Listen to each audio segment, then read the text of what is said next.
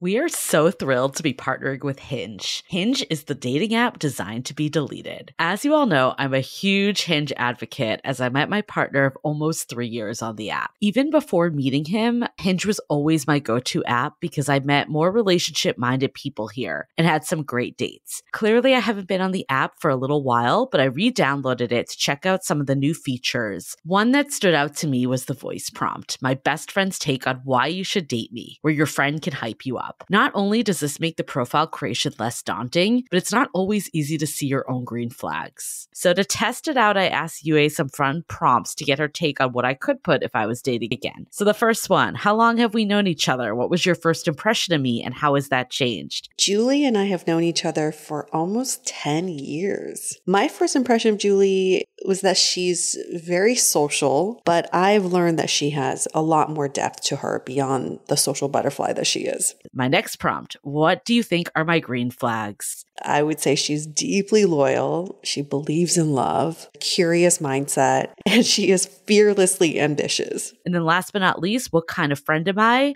Julie is the kind of friend who will always have your back, no matter what. Damn, that feels nice to hear. So download Hinge and try voice prompts today. Then find someone worth deleting the app for. I was so excited to get my shipment from Last Bottle Wines in the mail the other day, full of incredible red wines, all from Napa Valley. I love wine tasting, so having this to my door couldn't be happier. Also, couldn't be more excited that today's episode is brought to you by Last Bottle Wines. If you don't know already, they're a Napa-based online wine shop with a twist. They offer just one handpicked wine per day until it sells out, and they're always at incredible prices. We're talking 30 to 70% off retail. And the best part is that there's no subscriptions, no fees, and no minimum purchase. And I could not be more excited to bring this offer right now because they're having a marathon sale, which is coming up March 28th and 29th. Even better, we're offering Dateable listeners 10% off your first order with code DATEABLE. So if you are a wine lover like me, this is a great time to join. And did I mention that shipping is 100% free? So what are you waiting for? Mark your calendar for March 28th and 29th or get on it earlier if you want. You can sign up at lastbottlewines.com and use code DATEABLE and find out why Last Bottle is the most fun way to discover and buy amazing wine. Hi, I'm Yue Xu. And I'm Julie Kraftchick. This is the DATEABLE podcast, where we dive into everything about modern dating and relationships. Welcome to the show.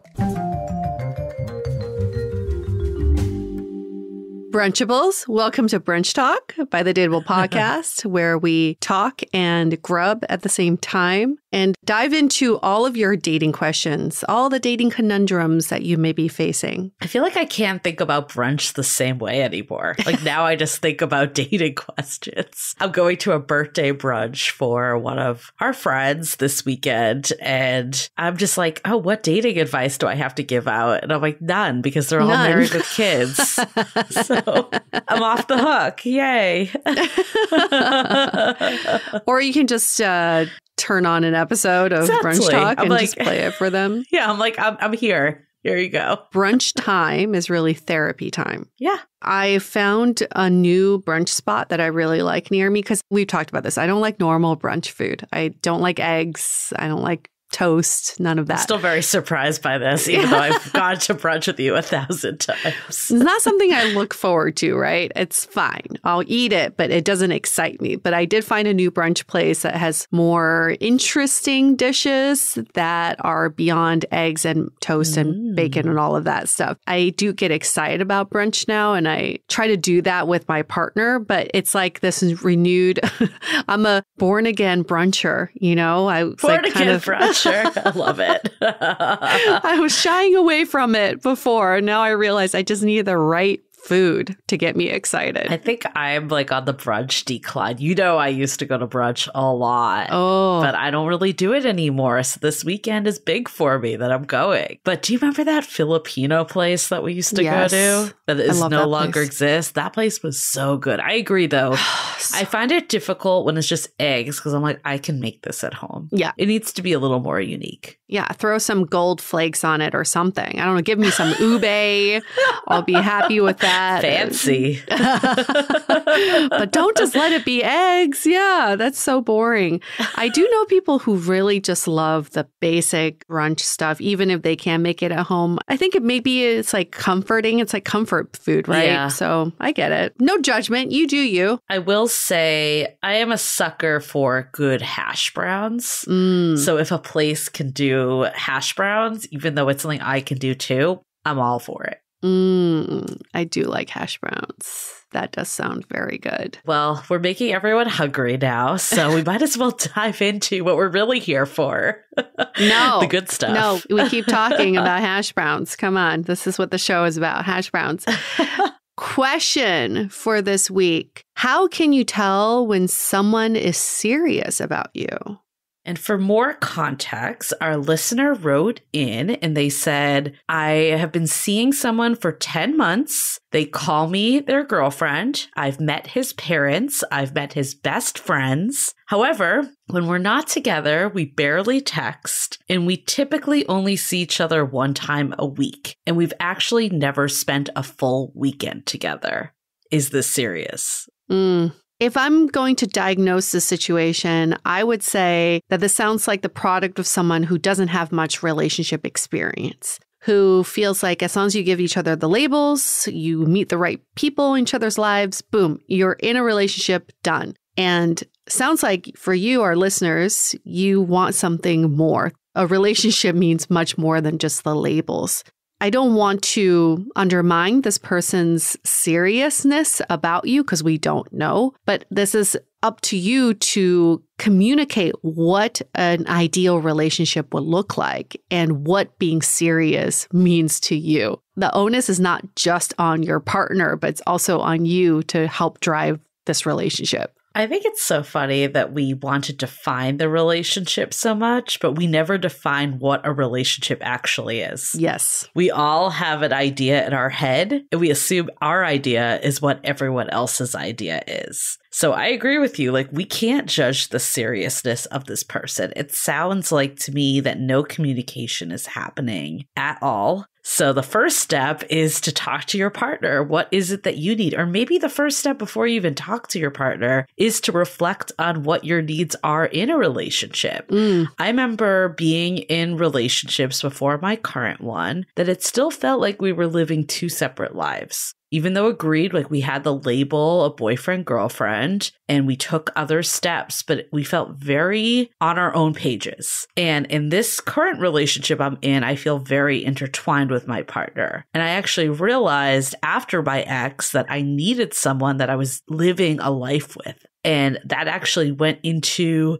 one who I found attractive when we were dating, and then also finding someone that equally shared that vision. So I think it's about getting clear of what does a relationship actually mean to you, first and foremost. What are your needs in one, and then communicating it out. Absolutely. We all have such different definitions of what a relationship is and what it means to us. I remember living with someone for 8 months and having that label of boyfriend, girlfriend. And I think I talked about this on a previous episode. I went away for a month and we didn't even text or call each other. Yeah. Looking back, it was just a skeleton of a relationship, but we never filled in the foundation of what that is. The question then I would challenge you is not how can you tell if someone's serious about you, is how can you build your ideal relationship with someone? And that will help you get your answer of whether someone is serious about you or not. It's either that this person is clueless or they have a very different ideal of what a relationship is than you are. So you're going to have to see, can you meet in the middle somewhere that feels good for both of you? Or maybe they're just totally unaware. They think that this pace is what you want. You have no idea until you talk to them. If that's the case, then the communication could just open them up to be more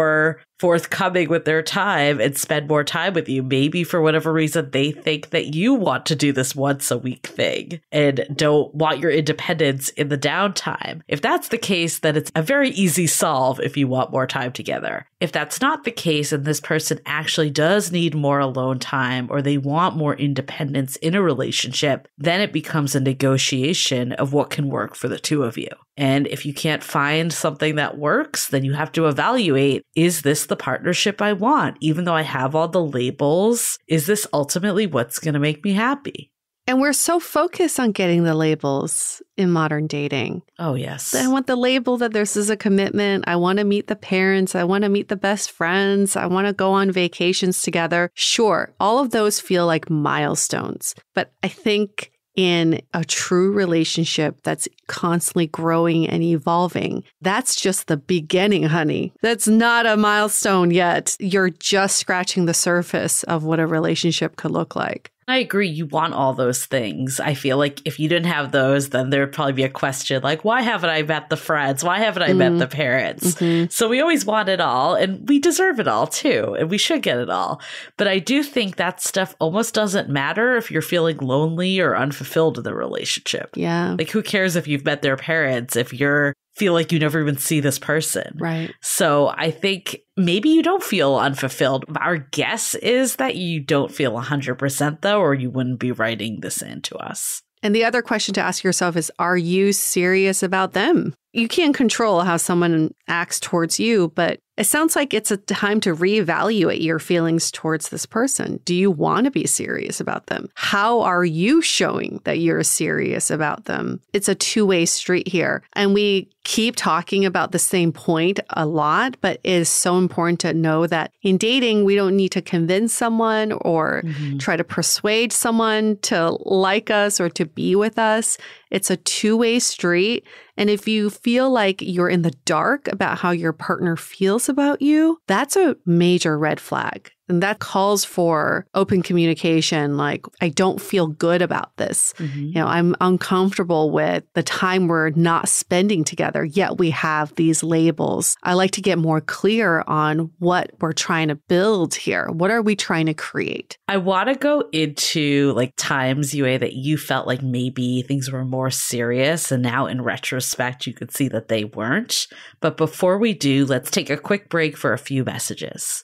This episode is brought to you by the One Love Foundation. The numbers of people affected by relationship abuse are startling. Abusive relationships rarely start with physical abuse. Instead, there are often red flags like manipulation, isolation, belittling, and volatility. Do you know the signs? One Love Foundation, a national nonprofit dedicated to ending relationship abuse, empowers you to see the signs of an unhealthy relationship before things go too far. Visit joinonelove.org and learn to spot the signs of unhealthy and healthy relationship behaviors.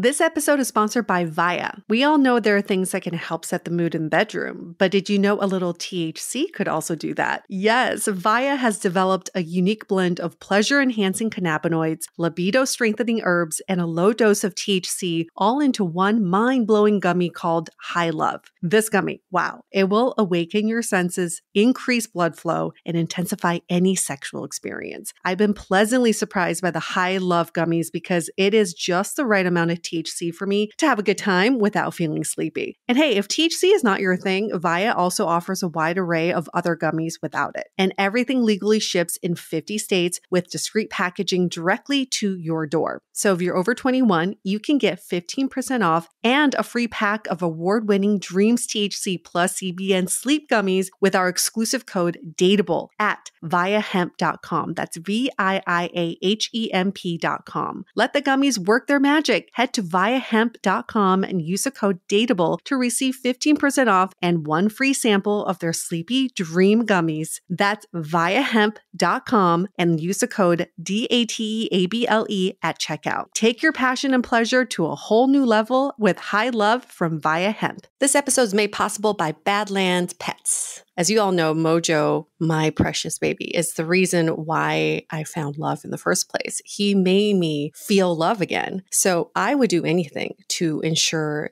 his health and longevity. And actress Katherine Heigl and I have that in common. She's helped save over 16,000 dogs through her foundation. And after doing a ton of research, she feels there's one place we can look to improve any dog's health, and that's their food. So fortunately, she found that just by adding a few special superfoods to her dog's food, she saw huge transformations in their health. So she's made a 20-minute video explaining step by step how anyone can do the same thing to see incredible changes in their dog's health. I've definitely re-looked at what I'm feeding Mojo and making sure that, hey, he only has one life to live, and I want to make sure it's the best damn life. So if you want to keep your dog healthy and happy, go to badlandsfood.com/dateable and watch Catherine's video right now. Again, that's badlandsfood.com/DATEABLE. This episode is made possible by Armoire. Armoire makes getting dressed easy. With a clothing rental membership from Armoire, build the perfect wardrobe with brands that are high quality, unique, and recommended just for you. All you have to do is take a 5-minute style quiz and select items from your dynamic, personalized closet. The styles show up at your door in as little as 2 days. Then when you're ready for new clothes, just swap them out.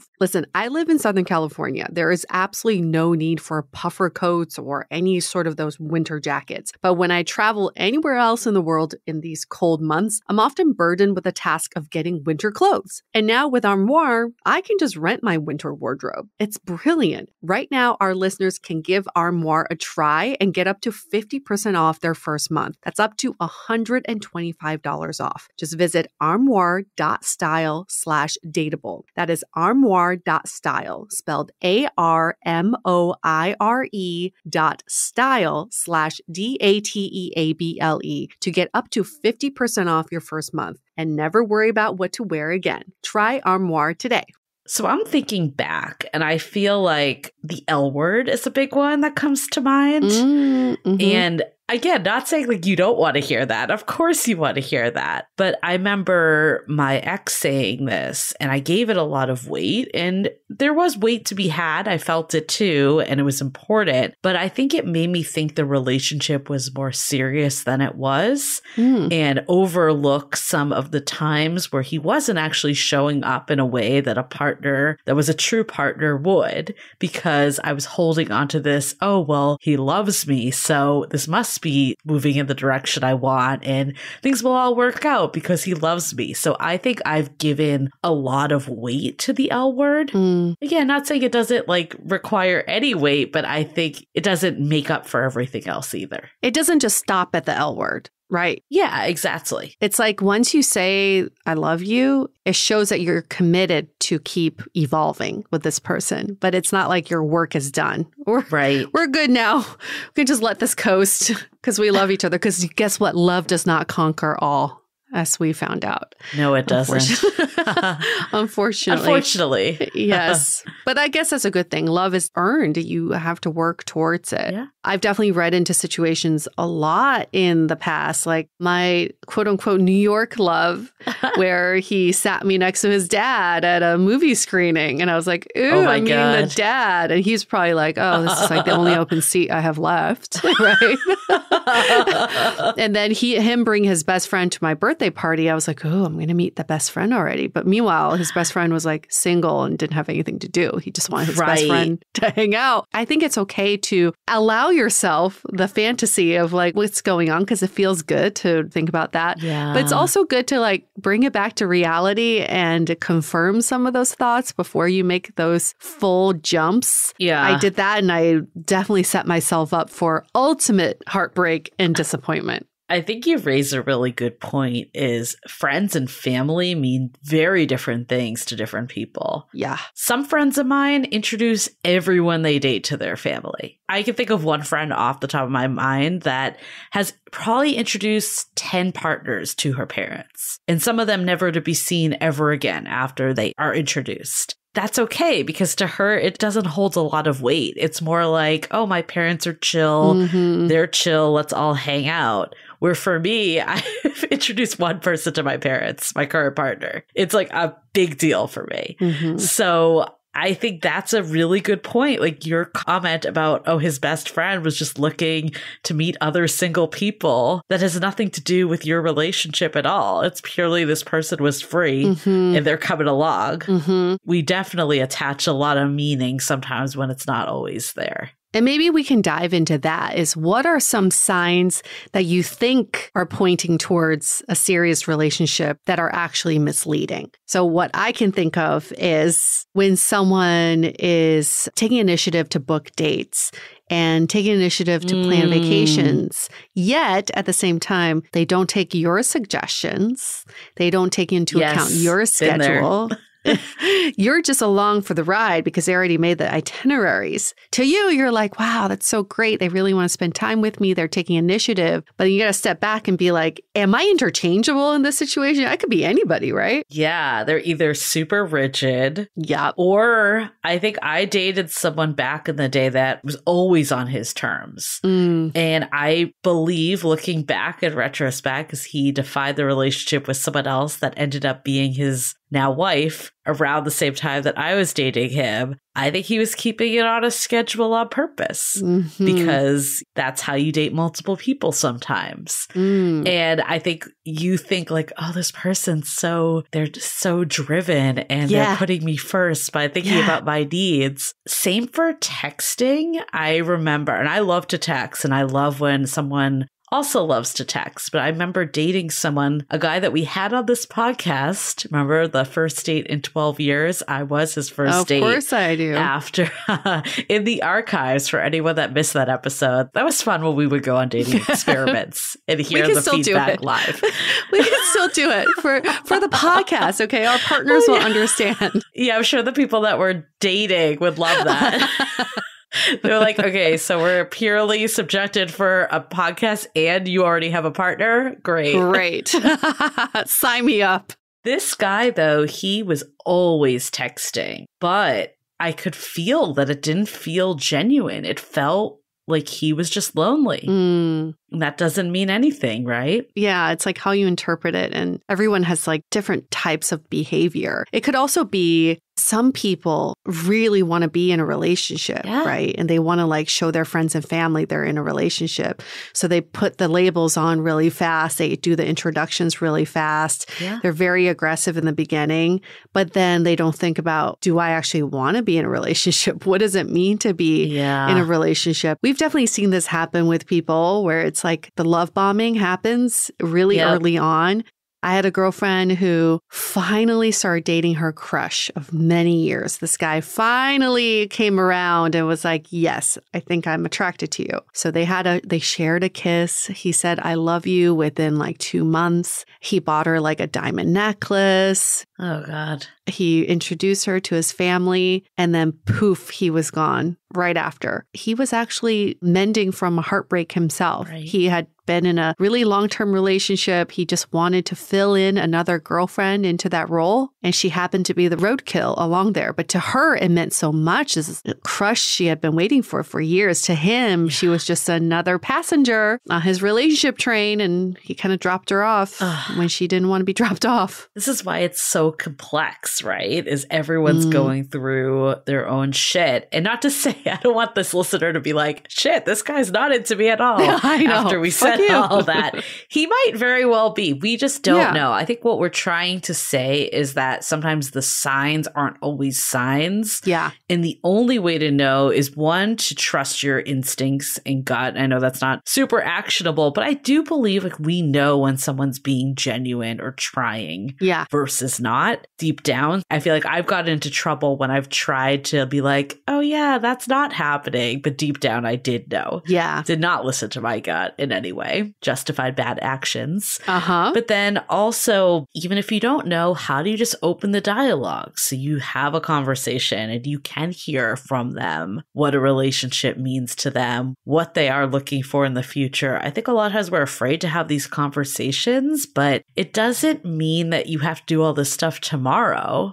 But it's giving you line of sight into where you want to go as a couple. And if you find out that you're wildly incompatible, wouldn't you rather know now than in another year, 2 years, 3 years? It's so crazy that people are so scared to scare people off. So they don't want to have these conversations. But if you're scaring someone off by stating your needs, then you scared off the right people. That is okay. Yes. Wouldn't you rather do that than like wait 2 years to find out this person was not compatible for you? I agree. You got to just get that out early. But there is a way to deliver this kind of conversation. And I think in this situation, always start with the things that you love about what's happening. Yeah. I really love that I've met your parents.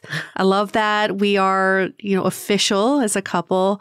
I love that you're planning our next vacation. I would also love it if we spent more time together. I will love it if we could spend a weekend together. Yeah. Go from there. Go from a growth point of view, like we can grow into this versus like, why haven't we talked about this? And what are we really doing here? It puts people on the defensive. Yeah. And sometimes they may not even know what your point is because they're like too busy defending themselves. That's a really good point. The last thing we want people to take away from this episode is ignore all the sides that you think are good sides and assume the worst in every way. Yeah. Definitely are not saying that. And I love the idea of focusing on the good stuff because, of course you do want to take the steps that you're taking. Even if they end up being not compatible for you, still moving in that direction is a good thing, and sharing that you like that, because that is ultimately what you want. You might just want someone that gives you a little more as well. So alignment,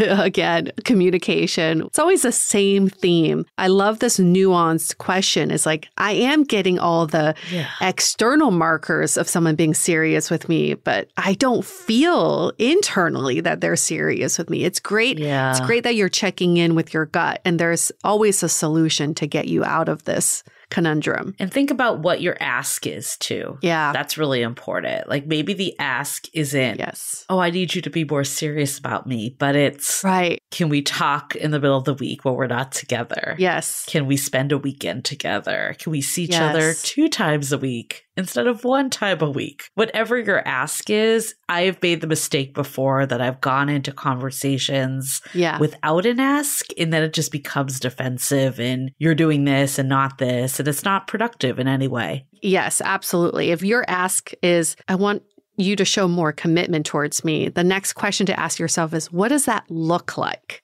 Yeah. Even on a day-to-day level, what does it look like if someone were to show more commitment to you, show that they're more serious about you? It's a very good question to ask ourselves. That's a really good point. The bringing it full circle to the whole thing at the beginning is that we just throw out these words like relationship, commitment. Yeah. But if we don't go deeper on what the actual definition is, it's just this vagueness that's up for interpretation. Yes. And you don't want that.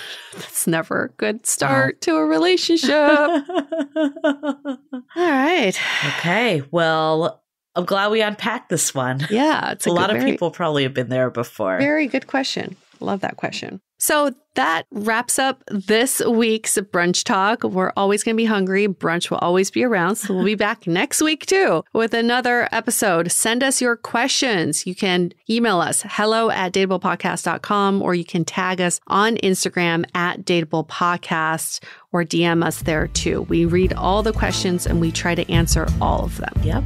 And we'll see you next week. Bye. The Dateable Podcast is part of the Frolic Media Network. Find more podcasts you'll love at frolic.media/podcasts. You can follow us on Instagram @dateablepodcast and visit dateablepodcast.com for access to all the episodes and our premium programs. Also, make sure to subscribe today if you haven't already on Apple Podcasts, Spotify, or your favorite podcast platform, so you are the first to get all the latest episodes. And most importantly, stay dateable.